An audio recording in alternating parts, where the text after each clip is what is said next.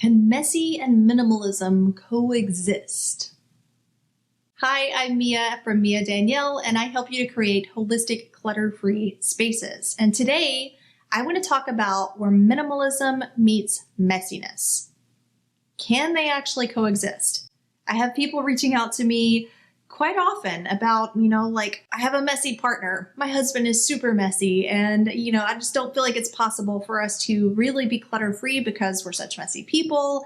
And I want to talk about minimalism versus messiness and how they do relate and how they're not the same. So go ahead and click the thumbs up button and let's dive right into how they do relate. What do minimalism and messiness, or clutter-free living and messiness, have in common? And here's where they really impact each other. Clutter-free living makes messes easier to maintain. In fact, that's one of the main reasons that I became a minimalist myself way back in the day, is that I was looking for a space that was supportive to me. I was a newly single mom with 2 little girls, and I knew that I wanted a space that wasn't going to fall apart whenever I needed to take a break.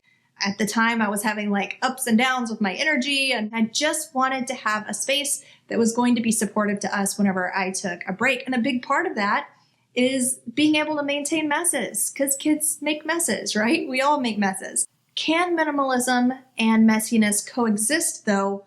Of course they can, because there's no way around it. Because minimalism is not the same thing as perfectionism, because perfectionism doesn't really exist.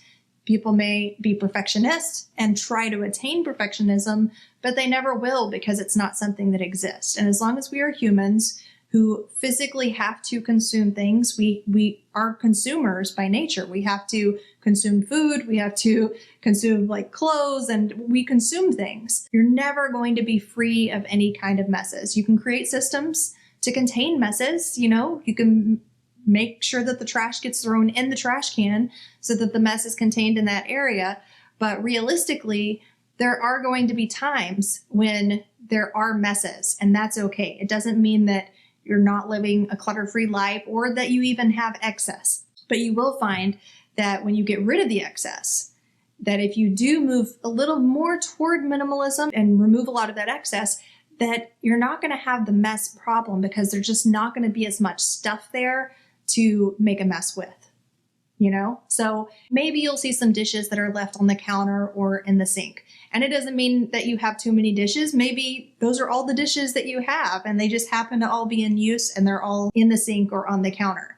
That doesn't mean that you're a bad minimalist or that you're not clutter-free and you have more things that you need to get rid of. It just means that you are a human, maybe with a human family, and that messes are kind of a part of life. If you're somebody who doesn't like cleaning and you hate messes, then going clutter-free is definitely going to be the best route for you, because that is really the most effective way to keep down messes with the least amount of effort. To be able to not have to do more work in order to maintain more of a clean status inside of your home, which, let's face it, all of us like that. We all enjoy cleanliness. It's like it's built into our psychology. We like to have our havens and our spaces to be a clean, fresh place to go home to. Having less stuff just makes that more manageable. You don't have so many things that are in the way that can mask messes. More clutter means that more things can spill and get stuck underneath them. More clutter means that more dust and dust mites and allergens can grow in the crevices and underneath and around all of these other things. More clutter means that there are more things that can then move out into the main areas of the home and make messes, right? That's why over-organization doesn't generally work, or actually just doesn't work as well as getting stuff out, as well as decluttering, because you're taking the same amount of stuff and you're putting it away, but it can always come back out, and it always will come back out and lead to more messes, whereas getting rid of the stuff removes them from the equation of the mess. So can you be a messy person and be a minimalist? Absolutely.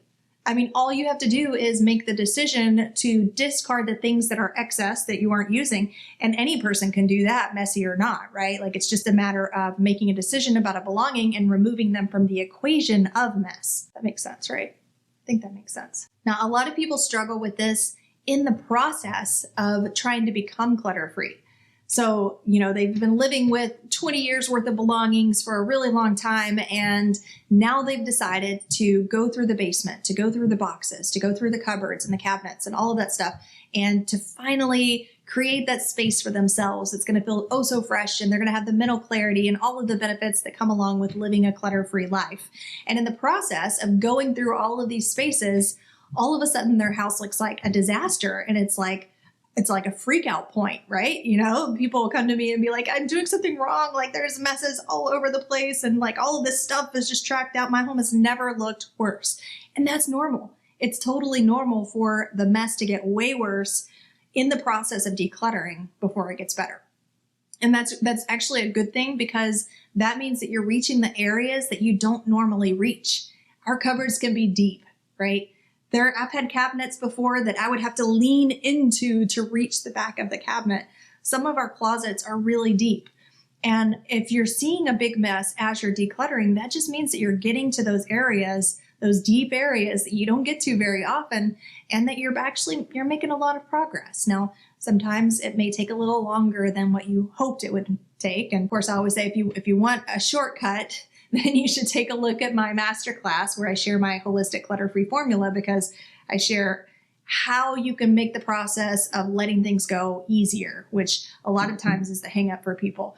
But it's not a bad thing to see a mess in the process of decluttering, and messes are not the opposite of minimalism. They just have a relationship. They just influence each other. So I was talking earlier about organizing and how organizing so often doesn't work because you're just putting the things away and they come back out. And what I like to tell people who say that they're just a disorganized mess and that they're not organized by nature and that's why they can't get the clutter out, is I tell them that they actually have an advantage. This is a huge myth, I feel like, of minimalism, which I'll talk about some other time. But people feel like you have to be a naturally organized person, or that you need to be organized all the time in order to be a minimalist or in order to maintain a clutter-free home space. And actually, I think that the opposite is true. I think that those people who are not naturally organized have an advantage over the other folks, because people who are naturally organized are going to have the tendency to want to organize their belongings. They're going to have the tendency to want to maybe row things up and put things in bins and boxes and make it orderly rather than get it out the door, when getting it out the door is the only long-lasting way to take care of the mess or to create the space, right? So if you're not naturally good at organizing, any person can pick something up and say, all right, I'm getting rid of this and put it in a box. It takes no organizing effort at all. If you are organized, you're more likely to take that and go organize it and put it away somewhere and keep it. So there you have it. Minimalism and messiness, yes, they can coexist. They have to coexist. We don't live in a perfect world. We all consume things. And the best way to keep the messes at bay is just to get rid of the stuff that you don't need, the excess that's getting in the way of it. All right, I'll catch you next week.